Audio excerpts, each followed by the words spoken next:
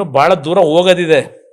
ಸಬ್ಜೆಕ್ಟ್ಗಳು ತುಂಬ ಸಬ್ಜೆಕ್ಟ್ಗಳಿದೆ. ಪಾಪ ನನ್ನ ಮೇಲೆ ಅದಿಂತ ಕರೆಂಟ್ ಕಳ್ಳ ಏನು ಹಾಕಿದ್ದು ಫೋಟೋಗಳನ್ನ ಧಾರವಾಡ ಮಾಡ್ಕೊಂಡು ಕೂತಿದ್ದೀರಿ.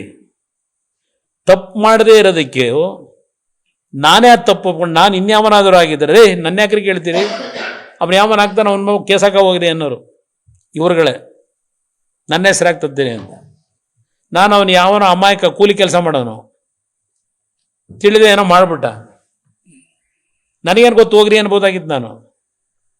ನಾನು ಹೇಳಿದೆ ಆಯ್ತಪ್ಪ ನನ್ನ ಮನೇಲಿ ಆಗಿರೋದು ಆ ತಪ್ಪು ನಾನೇ ಒಪ್ಕೋತೇನೆ, ಅಚಾತುರ್ಯನ ವಿಷಾದನೂ ವ್ಯಕ್ತಪಡಿಸ್ತೀನಿ ಅಂತೆ. ಲೂಟಿ ಹೊಡೆದವ್ರೆ ನೆನೆ ಹೇಳೋರಲ್ಲ ಗಲ್ಲಿಗೇರಿಸ್ಬಿಡಿ ಅಂತ. ನಾನೇನಾದ್ರು ತಪ್ಪು ಮಾಡಿದ್ರೆ ಅವ್ರನ್ನ ಗಲ್ಲಿಗೇರ್ಸಕ್ಕಾಯ್ತ ಈ ದೇಶದ ವ್ಯವಸ್ಥೆ ಒಳಗೆ? ಅವ್ರು ಯಾರನ್ನ ಬೇಕಾದ್ರೂ ಗಲ್ಲಿ ಕಳಿಸ್ಬಿಡ್ತಾರೆ. ಆ ಶಕ್ತಿ ಇರೋರು ಅವರು. ಅವ್ರ ಇತಿಹಾಸ ತೆಗೆದ್ರೆ ಗಲ್ಲಿಗೇರಿಸ್ಬಿಡ್ಲಿ ನಾನು ತಪ್ಪು ಮಾಡಿದ್ದೀನಿ ಅಂತ ಹೇಳಿಕೆ ಕೊಟ್ಟವ್ರೆ. ಅದ್ಯಾವುದೋ ಶೋಭಾ ಇದು ಕಟ್ಟವ್ರಲ್ಲ ಅಪಾರ್ಟ್ಮೆಂಟು ಲುಲ್ಲು ಮಾಲ್ ಪಕ್ಕದಲ್ಲಿ, ಆ ಕಡೆ ದೊಡ್ಡದು ಇನ್ನೊಂದು. ಇನ್ನು ಯಾರು ರಾಜೇಂದ್ರ ಚೋಳನ್ ಅಂತೇಳಿ ಬೆಸ್ಕಾಂ ಅಧಿಕಾರಿ MD, ಬೆಸ್ಕಾಂ MD 6 ತಿಂಗಳು ಅದೇ ಅಪಾರ್ಟ್ಮೆಂಟಲ್ಲಿ ಇರ್ತಾನೆ. ಸ್ವಲ್ಪ ಚೆಕ್ ಮಾಡಿಸಿ ನಿಮ್ಮ ಮುಖಾಂತರ ಪ್ರಶ್ನೆ ಹಾಕಿ. ಇವತ್ತು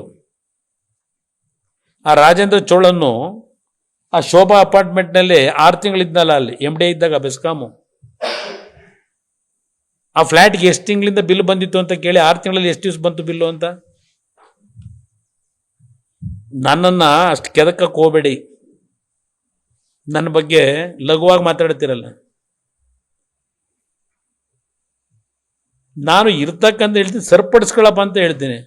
ಇಲ್ಲ ನಾನು ಮಾನಸಿಕ ಅಸಮಾನತೆಯಿಂದ ಅಸಮಾನತೆಯಿಂದ ಮಾನಸಿಕವಾಗಿ ಧೃತಿಗೆಟ್ಟು ಅಸಮತೋಲನದಲ್ಲಿ ಏನೋ ಮಾತಾಡ್ತಾವನೆ ಕುಮಾರಸ್ವಾಮಿ. ಇವೆಲ್ಲ ಈ ಮಾತುಗಳಿಂದ ಉಪಯೋಗ ಬರಲ್ಲ. ಕೆಟ್ಟಿರೋರು ನೀವೀಗ ಮಾನಸಿಕವಾಗಿ ಕೆಟ್ಟೋಗಿದ್ದೀರಿ. ಪ್ರತಿನಿತ್ಯ ನಿದ್ದೆಗೆಟ್ಟಿರೋರು ನೀವು. ನನಗೇನಾಗಬೇಕು? ನಾನು ಈ ರಾಜ್ಯದ ಜನತೆಗೂ ಮನವಿ ಮಾಡ್ತೇನೆ, ರಾಜ್ಯದ ಜನತೆಗೂ ಯಾವ ಥರ ಹೋಗ್ತಾ ಇದೆ ಇದು. ನಾನು ಯಾವುದೋ ಅಸೂಯೆಗೋ ದ್ವೇಷಕ್ಕೋ, ಅವರೇ ಹೇಳಿದ್ರಲ್ಲ, ನಾನು ರಾಜಕಾರಣದಲ್ಲಿ ಯಾರಾದರೂ ಒಬ್ಬ ದ್ವೇಷ ಮಾಡೋದಿದ್ರೆ ಅದು ಕುಮಾರಸ್ವಾಮಿನಂತ ಅವರೇ ಹೇಳೋರಲ್ವ. ಇತ್ತೀಚೆಗೆ ನಮ್ಮ ಮುಖ್ಯಮಂತ್ರಿಗಳು ಏನು ದ್ವೇಷ ಮಾಡೋಕ್ಕೆ ನಾನೇನು ಅವ್ರ ಆಸ್ತಿ ತಿಂದಿದ್ದೀನ? ಇಲ್ಲ ನಾನು ದ್ವೇಷ ಮಾಡೋಕ್ಕೋ ಅವ್ರ ದ್ವೇಷ ಮಾಡೋಕ್ಕೋ ನಾವೇನು ಅವ್ರ ಆಸ್ತಿ ತಿಂದಿದ್ದೀವ? ಇಲ್ಲ ನಾನು ಅವ್ರ ಆಸ್ತಿ ತಿಂದಿನ, ಅವ್ರ ಆಸ್ತಿ ನಾನು ತಿಂದಿನ, ನನ್ನ ಆಸ್ತಿ ಅವರು ತಿಂದವರು. ಇಲ್ಲಿ ಜನಪ್ರತಿನಿಧಿಗಳು, ನಾನು 6.5 ಕೋಟಿ ಜನತೆಯ ಕಷ್ಟ ಸುಖ ಆಲಿಸ್ತಕ್ಕಂಥ ಒಂದು ಸಣ್ಣ ಜಾಗದಲ್ಲಿದ್ದೇನೆ ಮಾಜಿ ಮುಖ್ಯಮಂತ್ರಿಯಾಗಿ. ನೀವು 6.5 ಕೋಟಿ ಜನತೆ ರಕ್ಷಣೆ ಕೊಡ್ಲಿಕ್ಕೆ ಜನ ನಿಮ್ಗೆ ಅಧಿಕಾರ ಕೊಟ್ಟಿದ್ದಾರೆ. ಅದನ್ನು ದುರ್ಬಳಕೆ ಯಾಕೆ ಮಾಡ್ಕೋತೀರಿ? ಇದು ನಾನು ಹೇಳ್ತಾ ಇರೋದು. ಅದಕ್ಕೆ ನಾನೇನೋ ದ್ವೇಷಕ್ಕೋ ಅಸೂಯೆಗೋ ಹೇಳ್ತೀನಿ ಅಂತ ಹೇಳ್ಕೊಂಡೋದು ಏನಾಯ್ತದೆ? ಆ ದಾಖಲೆಗಳನ್ನು ಸೃಷ್ಟಿ ಮಾಡ್ಕೋಬೇಕಾದ್ರೂ ಈಗ ನಾನು ಕೊಡ್ತಾ ನಿಮಗೆ ಉಪದೇಶ ಸಲಹೆ ಅಂತಲಾದರೂ ಇಟ್ಕೊಳ್ಳಿ, ಮನವಿ ಅಂತಲಾದರೂ ಇಟ್ಕೊಳ್ಳಿ, ಸರಿಯಾಗಾದರೂ ದಾಖಲೆ ಸೃಷ್ಟಿ ಮಾಡ್ಕೊಳ್ಳಿ, ಜನಗಳು ನಮ್ಮಂಗಾದ್ರೂ. ಇದಕ್ಕಿಂತ ನಾನು ಇನ್ನೇನು ಹೇಳ್ಕೊಡ್ಬೇಕು ಅವರಿಗೆ? ಹಂಗಂತ ಹೇಳಿ ನೀವು ಇದೇ ಮಾಡಿದ್ದೀರ ಅಂತ ನನ್ನ ಮೇಲೆ ಕೇಳ್ಬಿಟ್ಟಿರ ಕಣಪ್ಪ. ನಾನು ಕೆಲಸ ಮಾಡೋಕ್ಕೆ ಹೋಗಿಲ್ಲ. ನನಗೆ ಇದೇ ಲಾಟ್ರಿ ನಿಷೇಧ ಮಾಡೋದ್ನಲ್ಲ ಕರ್ನಾಟಕ ರಾಜ್ಯದಲ್ಲಿ, ಲಾಟ್ರಿ ನಿಷೇಧ ಮಾಡಿದಾಗ ರಾಮಚಂದ್ರ ಗೌಡ್ರು ಇನ್ನೂ ಬದುಕವ್ರೆ, ಒಬ್ಬ ಅಧಿಕಾರಿ ಅವರು ಬದುಕವ್ರೆ.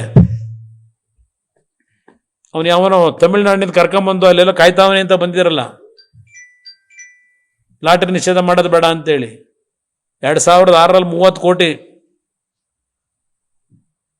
ಹಿಡ್ಕೊಂಬಂದವನೇ, ಯಾಕಣ ಇವೆಲ್ಲ ಸ್ಟಾಪ್ ಮಾಡ್ತೀನಿ ಅಂತ. ನಾನು ತಗೊಂಡು ಬಾಯಿ ಮುಚ್ಕೋಬೋದಾಗಿತ್ತಲ್ಲ. ಆ ಪಾಪದಣ್ಣ ತಗೊಂಡು ನಾನು ರಾಜಕೀಯ ಮಾಡಬೇಕಂತ ಉಗಿದ ಕಳಿಸ್ದೆ. ನೀವು ಕೇಳ್ಬೋದು, ಅರೆಸ್ಟ್ ಮಾಡಿಸ್ಬೇಕಾಗಿತ್ತಲ್ವ ಅಂತ. ಈ ದೇಶದಲ್ಲಿ ಹೆಂಗ ಅರೆಸ್ಟ್ ಮಾಡಿಸ್ತೀರಿ? ಏನಾಯ್ತದೆ? ಯಾರ್ಯಾರು ಏನಾಗವ್ರೆ?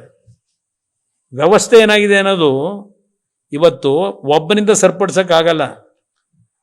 ನಾನು ಹಲವಾರು ಬಾರಿ ಹೇಳಿದ್ದೀನಿ, ಈಗಲೂ ಅದೇ ಹೇಳ್ತೀನಿ, ರಿಪೀಟ್ ಮಾಡ್ತಾನೆ ಇರ್ತೀನಿ. ಚುನಾವಣೆ ಬಂದಾಗ ಹೌದು, ಇವತ್ತಿನ ಚುನಾವಣೆಗೆ ನಾವು ಹಣ ಕೈದಾಕ್ ಮಾಡೋಕ್ಕಾಗೋದಿಲ್ಲ. MLAಗಳ ಲೆವೆಲಲ್ಲಿ ಅವ್ರು ಯಾವುದೋ ಪ್ರಾಪರ್ಟಿ ಮಾಡಿದ್ದು ತಗೊಂಡೋಗಿ ಮಾರಾಟ ಮಾಡಿ ಅಡ ಇಟ್ಟು ದುಡ್ಡು ತಗೊಂಬಂದು ಚುನಾವಣೆ ನಡೆಸ್ತಾರೆ. ನಾವು ಕೆಲವು ಪಾರ್ಟಿಯಿಂದ ಕೆಲವು ಶಾಸಕರಿಗೆ ಚುನಾವಣೆ ನಡೆಸೋಕೆ ದುಡ್ಡು ಕೊಡಬೇಕಾಯ್ತದೆ. ನಾವೆಲ್ಲ ದುಡ್ಡು ಇಟ್ಕೊಂಡು ಇಲ್ಲಿ ಪ್ರಿಂಟ್ ಮಾಡ್ತೀವಾ? ಹಾಗಂತ ಹೇಳಿ ದರೋಡೆ ಮಾಡಬೇಕು ಅಂತ ಹೇಳಿಲ್ಲ ಯಾರು ಚುನಾವಣೆ ನಡೆಸೋಕ್ಕೆ.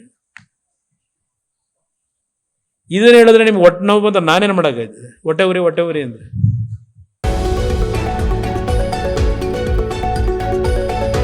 ಪ್ರತಿ ಕ್ಷಣದ ಸುದ್ದಿಗಳಿಗಾಗಿ ವಿಸ್ತಾರ ನ್ಯೂಸ್ ಆಪ್ ಡೌನ್ಲೋಡ್ ಮಾಡಿ.